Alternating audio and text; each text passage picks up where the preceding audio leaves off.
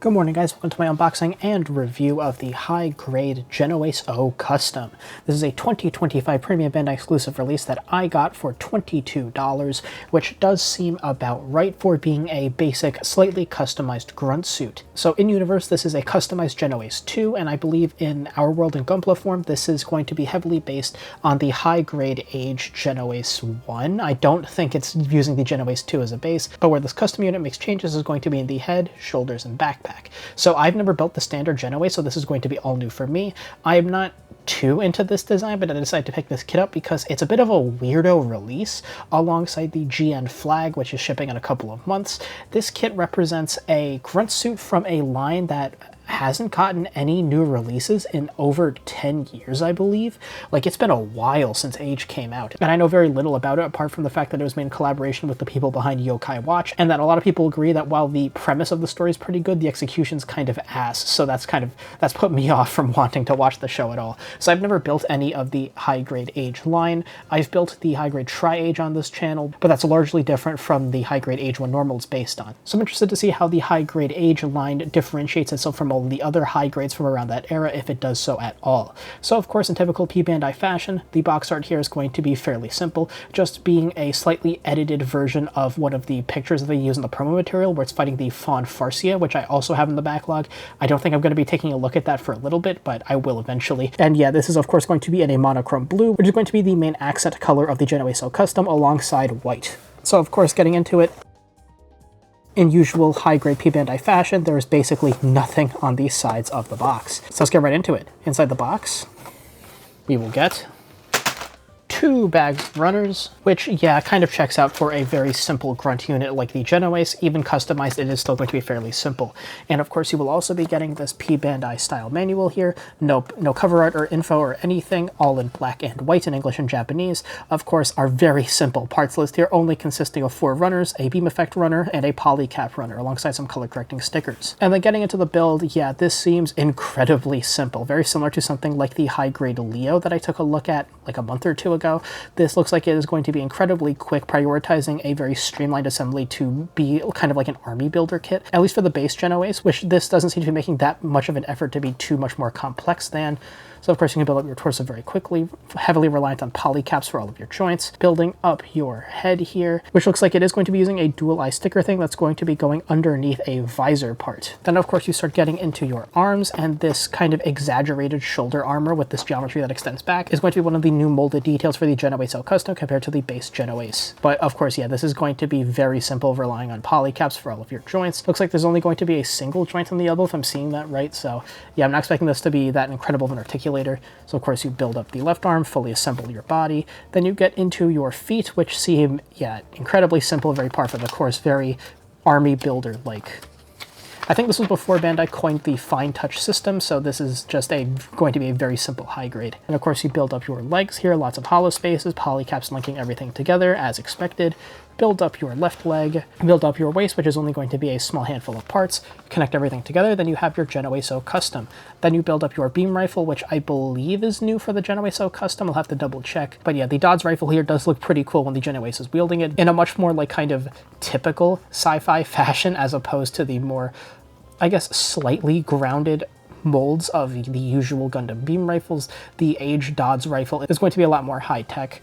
Of course, you get your beam sabers here, which can be stored on the inside of the shield using the short-style beam saber effect parts from SP6, and I'm talking about being able to use it on an action base. And of course, you get your color guide down here in black and white. Looks like it's going to be a very simple kit, only consisting of 4 colors. As for the contents of the bags, you will get 6 runners, which, yeah, as you saw in the manual, only 4 of those runners are going to be actual parts runners. You will, of course, get 1 polycap runner and 1 runner for your beam saber effect parts. And then, of course, you will be getting the small color correcting sticker sheet, all consisting of pretty much only the details you would expect this kit to have, being a bunch of different sensor details, a couple of small details for the eyes, these 3 and 4 stickers here, and then of course some stickers for, I believe, the head camera and the Dodds rifle. As for the runners themselves, these runners were printed in July of 2025, starting with runner PC001 here for a set of standard 1/44th scale polycaps. So yeah, this is going to be consisting of pretty much all of the joints in this kit, and should give it an okay range of articulation, nothing too special. And I don't think these are going to pose that much of a stability issue, given given how kind of basic this design is, but we will see after the build. So starting with runner A here from 2011's high-grade Genoace. This is of course going to be a multicolor runner coming in 3 different colors. You will of course be getting white for the main armor tone of this kit for armor parts for things like the legs, the arms, the feet, the waist, the backs of the hands, etc. You'll be getting blue for your main accent color here for parts for the torso and for the side skirts, and you will get a single light gray piece up here, which I don't think is going to be used. I'm pretty sure this is for the base Genoace for the heat stick. I know the arsenal for the Genoace was particularly lacking, so I'm pretty sure that's what that is, the heat stick. Not a heat rod, not a heat sword, just a heat stick, which is kind of silly. Still from 2011's high-grade Genoace, we will be getting runner B here in a primer frame gray for some of the very limited frame and joint parts you will be seeing inside of this kit. For parts for things like the elbows, knees, the tops of the legs, parts going into, I believe, the ankles, some parts for, I think, torso articulation. You get your standard holding hands here, etc. Runner C, still from 2011's high-grade Genoace, is going to be some auxiliary parts in this nice blue color here. You get parts for the small shield over there. You get parts for your head, which I don't think we're going to be using because, again, the head is one of the few new parts the Genoace O Custom changes. Parts for, I think, the bottom of the feet here. You'll get some parts for your shoulders, which I think we're also not going to be using, and then some parts for the backpack, which we're also not going to be using. Then we'll be getting the one new runner inside the box, runner D, with a design date of 2025. Brand new for the Genoace O Custom, going to be a multicolor runner coming in 4 different colors. You'll be getting a blue here for all of the new molded armor parts seen in this kit, for the extended parts for the shoulders, the brand new backpack, and new parts for the head. You'll be getting white up here for some accent parts for the head, and one part for, I think, the back of the hand. Is kind of hard to see because the auto exposure is kind of blowing out the white part, but yeah, you get 2 parts here, one for the head, one for, I think, a back of the hand, not quite sure. You'll be getting a primer gray here for a bunch of different armor parts, mainly for, I believe, the new Dodds rifle, an open expressive hand over there, and some color separated parts for the new backpack. And then you will be getting a clear green on the bottom for some new parts for the visor, and a second part, not exactly sure what this is for. It looks like it might be for the backpack, but we'll see after the build. And then lastly, we will be getting runner SB6 for a pair of short style beam saber effect parts in clear pink. So yeah, looks like this is going to be a very simple build, so I will see you after that build. All right. Welcome back. Here's the high-grade Genoace O Custom snap-built and panel-lined, and yeah, this kit was a little bit more complex than I was expecting, but it is still quite simple, being just a customized grunt kit based on a kit from, like, what, almost 15 years ago at this point. So getting right into the build, the Genoace O Custom is a very simple kit. I would say it's not quite as simple as something like the fine touch kits like the high-grade Leo or the high-grade Death Army or Maganak, but this kit is still quite simple. Pretty much every part is just 2, maybe 3 parts that sandwich together with polycaps in between. Hollow spaces abound, and this kit relies on polycaps for almost every single joint in this kit. I think literally the only joint that is not polycap reliant in any way is going to be the vertical upwards joint in the shoulder. Apart from that, this entire kit relies heavily on polycaps, which does give this kit a little bit of a, I guess, slightly, I don't know what exactly the word is, like slimy feel in terms of its stability when you articulate it and things like that. It's not exactly loose, but it's not exactly rigid.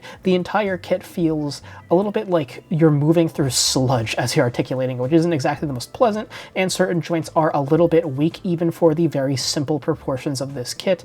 As you'll see in the posing section, in terms of balancing it on one foot, it was a little bit of a challenge there with the weakness of the polycap in the ankle, but I'm getting ahead of myself. So yeah, this kit is exceedingly simple. You can build it up extremely quickly. I finished assembling this kit in like maybe 10 minutes. It was a very quick assembly, and you can definitely bang this kit out in like an afternoon if you have one. A very simple kit, and if you're in the mood for a more involved high-grade build or anything like that, I don't think this kit's really going to do it for you.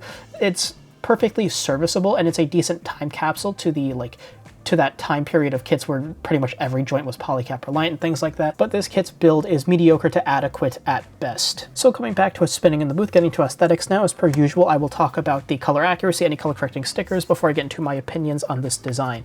I did end up using all of the color correcting stickers on this rather small color correcting sticker sheet, and all the stickers are pretty much 4 things you would expect. So stickers 1 and 2 are going to be the large metallic stickers on the sides of the cheeks there, so you don't actually need to use those stickers. The manual says they're optional because because there is a clear green piece behind them. It's just with the way the head is built up and with that clear green piece, it is very hard to tell it's even clear. Even if you look at the promo material on P-Bandai and things like that, where they don't use the stickers for the cheeks, it's very hard to tell it's green at all because it's very dark. It basically looks just black because of how hard it is to get light to reflect off anything in there. So yeah, I would recommend using the stickers for that or painting it over in a metallic green.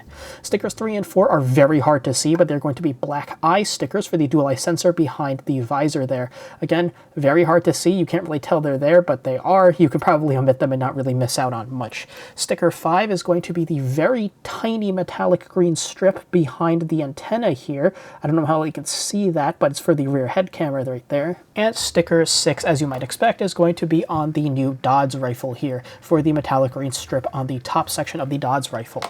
In terms of details you'll have to paint in yourself, this kit's entirely color accurate, which is pretty nice, although the design is rather simple color-wise, so I don't know if anyone was expecting it to not be color accurate, but this kit, you will not have to do any painting to get it completely color accurate. So while the build very much felt like a time capsule from like 15-ish years ago, the actual aesthetics of the kit do not. There are no small details or anything. You will need to paint in yourself, which is a plus for this kit.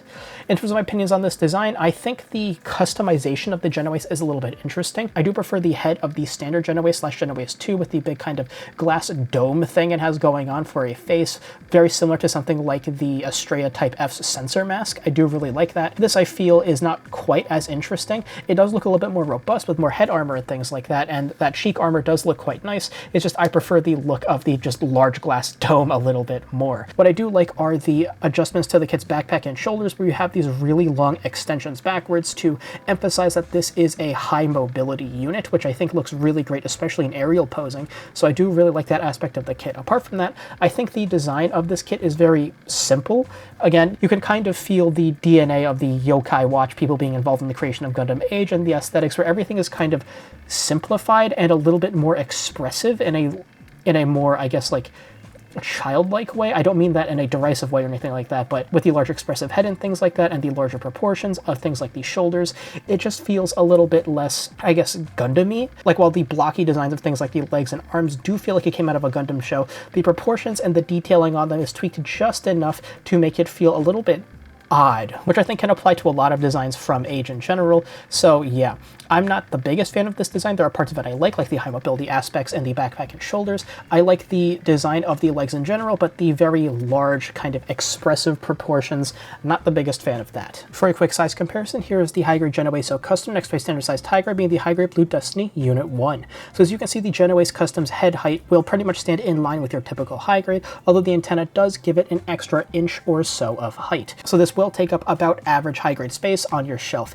Even with the extended backpack and shoulders, it doesn't extend so far back to kind of require extra accommodation, unlike something like the high-grade Xeris that I took a look at a couple of videos ago. In terms of accessories, here's the high-grade Genoace O Custom with everything it comes with. So this is going to be a pretty basic accessory spread. Starting as usual with our hand options, you will of course have the 2 standard high-grade holding hands you see on the kit right now, and you will also get this open expressive hand only for the left side. For your melee weapon, you will get 1 beam saber handle stored on the inside of the shield when not in use, so you can just pop it out of the shield like so. This is a fairly basic beam saber handle, and for use with this beam saber handle, you can either use this short style beam saber effect part, again, very similar to some other grunt suits like the high grade Leo. This is going to be using short style beam saber effect parts, or rather unique to the Genoace, you can also use the heat stick, which is probably one of the most, I guess, pathetic weapons that any suit has ever fielded in Gundam ever. I know the Demi Trainer has a kind of baton weapon very similar to this, but that is a training mobile suit for students. This is an actual mobile suit used in warfare, and a heat stick really is not it. I will have it in a token pose with the heat stick in the posing section, but otherwise I think you're pretty much always going to want to use the beam saber effect part if you're using that handle with the Genoace O Custom. For your main defensive option, you will of course get this small shield here that will just clip onto either of the backs of the forearms there into the little tab, and once it's actually connected, it does look really good. It looks like a natural extension of the blue armor seen all over the kit, especially with the geometry of the shoulders and things like that. This shield really does fit very well with the arm and looks really great in bracing defensive poses, even though it isn't necessarily the most practical given the relatively small surface area. But I can forgive that for how cohesive it looks with the rest of the model. So you'll be seeing that in the posing section. There isn't really ever a reason to take the shield off of the arm, probably permanently for posing. Obviously, to get the beam saber in and out, it's probably easier to take the shield off first, but just with how how unsightly this tab in the back of the forearm is, I don't really see a reason for you to pose this kit without the shield. And of course, for your ranged weapon, you will get this Dodds rifle, which is new for the Genoace O Custom,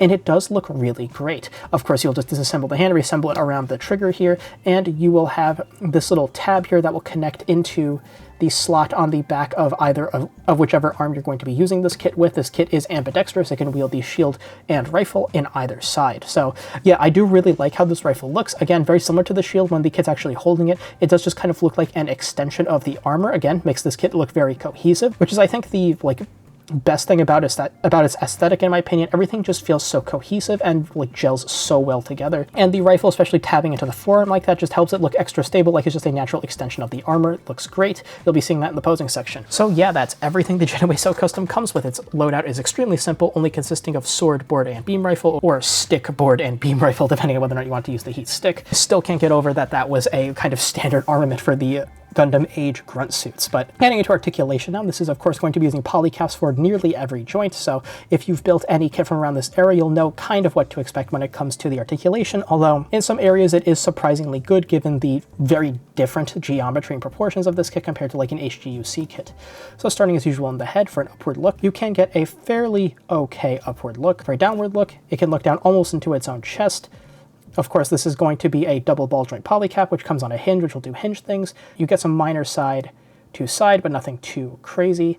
And of course, you can 360 the head about the ball joint. In the shoulders then, for a shoulder swing, you can get a fairly decent, almost 45-degree shoulder swing. You can, of course, 360 the arm at its socket. For an upward raise, the armor can move independently of the arm to facilitate a 135-degree side raise. The arm can, of course, fully rotate in the upper bicep. A single bend in the elbow will give just over a 90-degree bend, a little bit disappointing. The wrist itself is on a ball joint hinge combo, so this section of the forearm here can hinge inwards for a little bit more natural melee posing and things like that. And of course, the wrist is on a ball joint, which will do ball joint things.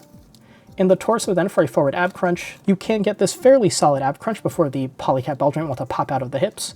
For a backwards ab crunch, you can get a minor backwards ab crunch. For side to side, you get some really extreme side to side ab crunch via a dedicated polycap ball joint for that in the middle. Of course, this joint on the bottom can also tilt from side to side to a much lesser degree.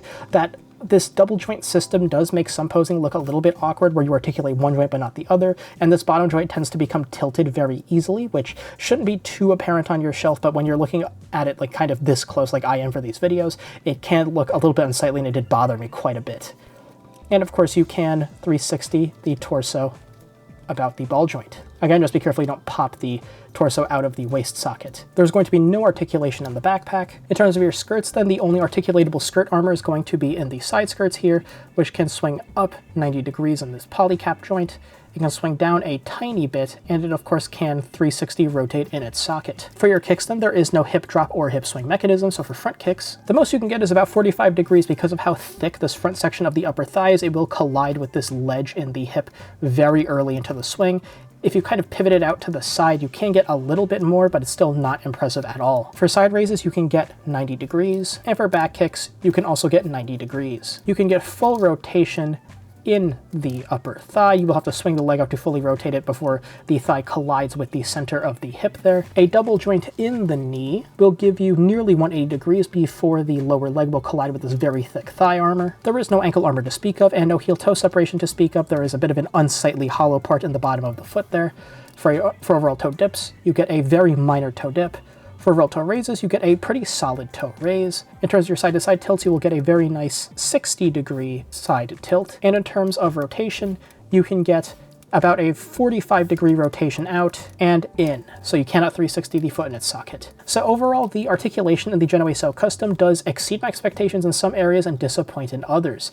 In terms of your torso articulation, you can get a lot more articulation out of the torso than I was expecting, and in the feet, you do have some very nice articulation, which should allow for a wide variety of ground posing. However, the single joints in the elbow and the lack of a proper full front kick does limit your posing in certain options. Like in melee poses, it looks pretty bad in actual like mid-action melee poses. It looks good in like preparatory poses and things like that, but your posing is going to be a little bit limited in this kit. So let's see the articulation in action and some poses. So getting the high-grade Genoace O Custom into a spin, starting with the usual running and gunning pose. Here it is firing off its custom Dodds rifle off to the side, and this shows off a few things. One, this kit is able to balance on one foot in a way that looks more natural than I was expecting it to, by way of its very nice upwards ankle articulation. However, actually getting it balanced this way, like I mentioned earlier, was a bit difficult with the all polycap joint system that it has going on, being rather difficult to fully balance and articulate without some parts drooping or flopping. It was a little bit difficult to actually get it balanced on one foot. The polycap of the ankle was a little bit weak, and the Genoace O Custom tended to kind of slip to the left or right side as I was trying to get it balanced, so a little bit more trouble than I was kind of expecting with getting this kit to be balanced, given its relatively not super unbalanced proportions. But this also shows off that the shield and the Dodds rifle do look really great mounted onto the Genoace O Custom here, very much looking like continuations of the new shoulder and backpack armor, just kind of extending out of the arm and looking really great. The rifle looks amazing, fully clipped into the arm there, maximizing its stability, and again, just looking like a natural extension of the Genoace O Custom's limb, which does look pretty good in this kind of pose. So maybe in a diorama or something like that, I would consider having the kit in this kind of pose. However, I think the high mobility nature of it does lend this kit better to being posed in the air rather than on the ground. And of course, to cover all my bases, here's the Genoace O Custom in a kneeling kind of post-beam saber slash pose, and this shows off a couple of things. One, while the Genoace O Custom can balance in a kneeling pose like this, it looks pretty horrible while doing so. It looks very unnatural. The lack of any kind of a hip drop to realign the legs does mean that the torso of the Genoace O Custom is going to be very tilted in this kind of kneeling pose, and you can see the back leg very much contorting in a very unnatural way to keep this kit balanced, which just doesn't look all that great. And with the shield kind of locked onto the back of the forearm, it's kind of hard to get it kind of positioned behind the Genoace in a way that looks very natural, and the poor elbow bend articulation also does limit the kit in that regard to looking natural in regards to the non-slashing hand. The slashing arm also doesn't necessarily look the greatest, but this kit can look good with a beam saber, as you'll see in a pose in the conclusion section. So yeah, while this kit is technically capable of pulling off this kind of kneeling pose, it looks pretty horrible while doing so and is missing out on a lot of the posing potential of this kit for being a high mobility unit, so yeah, really would not consider doing something like this on the shelf. And of course, getting the kit into the air, here it is charging forward, kind of in a variant of a pose that's commonly seen with something like the new Gundam, where it's protecting its torso with the shield while holding the beam rifle kind of underneath the shield, gunning as it charges forward. So this pose does demonstrate a few things: that the kit does look pretty good in the air, again with the high mobility boosters just in the backpack and the shoulders and things like that. This kit does look very much at home in the air. It looks great with the beam rifle, much like it did in the grounded pose, but the kit's limited posing in the elbows does mean you are slightly limited in terms of how dynamic you can get your posing for actual offensive actions like firing or melee poses and things like that. The elbow articulation really is kind of an Achilles heel with this kit for how unnatural things will look. In addition, getting the shield actually out in front of the kit to protect itself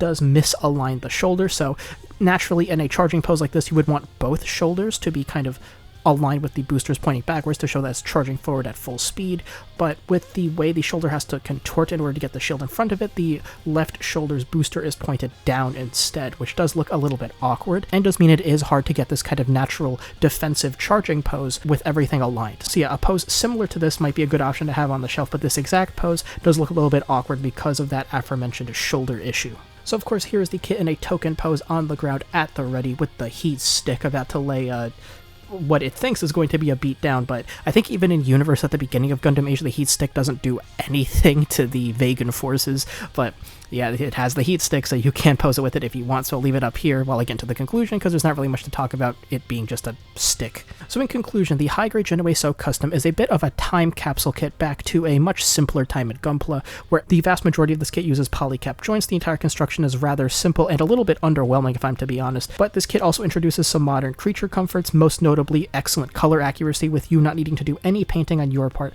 to get this kit entirely color accurate. So the build for this kit is underwhelming. It is very aged in a not great way, where Everything is reliant on polycaps. Most parts are hollow. Polycaps just kind of link everything together, which does make this kit not the most stable in terms of wide-legged grounded poses and things like that. It does tend to feel a little bit sludgy as you're articulating it and a little bit difficult to maintain balance and things like that. While I do think for a kit with simple proportions such as this, the polycaps will do an alright job, at least initially, at keeping the kit stable in the pose you choose to put this kit in. It is a little bit of a challenge to maintain balance in certain aspects, especially in one-legged poses. So yeah, this kit is very underwhelming in terms of the build, and if you're getting this kit, it should not be for a satisfying build. In terms of aesthetics then, this is kind of the best part about this kit, and the main reason you would want to pick this up, where it is a customized grunt unit, and you can very much tell that from the design language, with the very long extended shoulders and backpack with booster units seen throughout. This really does emphasize it being a high mobility custom unit. And it's also further complemented by the fact that you don't need to do any color correcting painting on your part, and the color correcting sticker sheet is relatively minor, only containing the usual suspects in metallic sensor details and eye stickers and things like that, things you would expect to see in a high grade. This kit is also very kind of cohesive in its aesthetic, especially with its weapons, with the beam rifle and the shield, very much looking like extensions of the custom armor in the shoulders and back, kind of extending out from the limbs to give them a slightly more elongated look, and again, helping this kit look incredibly cohesive, with a bit of a charming kind of high sci-fi aesthetic, especially in the rifle, where it doesn't resemble any real-world firearm like many other Gundam properties have. However, where this kit does falter a little bit, in my opinion, is if you do not like the Age aesthetics,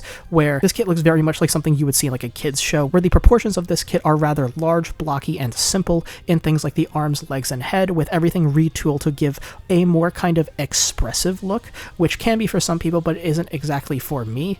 I'm not the biggest fan of the larger, simplified proportions of this kit, where it just doesn't quite look like it fits in a Gundam universe to me. Some of the Age designs absolutely do, but the Genoace line kind of doesn't do that for me. So yeah, the aesthetic is rather unique and fits in line with a lot of the other Age kits. If you're a fan of that, you're going to like how this kit looks. If you're not a fan of that, you're not going to like how this kit looks. In terms of accessories then, this kit comes with pretty much everything you would expect it to, with its custom Dodds rifle, a beam saber handle that can be fitted with either the beam saber effect part or the very underwhelming heat stick, as well as a small shield that kind of just acts as an extension of the forearm armor and looks quite nice. In terms of your hand options, you're only going to be getting your standard holding hands and one open expressive hand only for the left side. I do wish this kit would come with a duplicate open expressive hand for the right side as well, just to expand your posing options, but in terms of accessories you would expect this kit to have, it comes with everything you would want it to. In terms of articulation and posing, this is where this kit does falter quite a bit. Some of the articulation is quite nice, even with the almost all polycap joint system, such as a very expressive kind of side-to-side crunch in the torso, and rather excellent upward ankle articulation, allowing for some fairly natural mobile grounded poses. However, this kit does fall apart in certain aspects. The lack of a proper front kick, as well as a single bend in the elbow, does limit your articulation in certain poses, particularly melee ones, where you can't really sell the Genoace O Custom putting all of its weight into certain strikes with the beam saber or heat stick, and it does look a little bit unnatural. But in terms of most basic poses, this kit should be able to pull them off with its polycap joints. It may just not feel the most solid as you're doing so because of the aforementioned polycaps. So would I recommend this kit? If you're a fan of the Age aesthetic, if you really like the Genoace line of mobile suits, then yes, I would recommend this kit. Otherwise, I would say you're not really missing out on much. This kit feels extremely dated in terms of the build and the articulation of it. While aesthetically, it does represent the Genoace O Custom quite well, I don't really think it has much to offer for anyone that isn't a fan of this specific design. And if you're not a fan of the aesthetics or the designs of Age in general, I would say this kit really doesn't offer anything unique for those kinds of builders, unlike something like the Fawn Farsia, which I'll take a look at some point, which does look like it does have some very unique posing options and things like that. This kit is very much a generalist and therefore does not really offer much unique value if you're not into the aesthetic. So that was my review of the high-grade Genoace O Custom. What do you think of this kit? Let me know in the comments below. If you like reviews like these, make sure to sub hit notification bells so you don't miss future uploads. If you like this video, give it a like, and I'll see you next time with my review of the RE100 Vigna Zira. I'll see you then.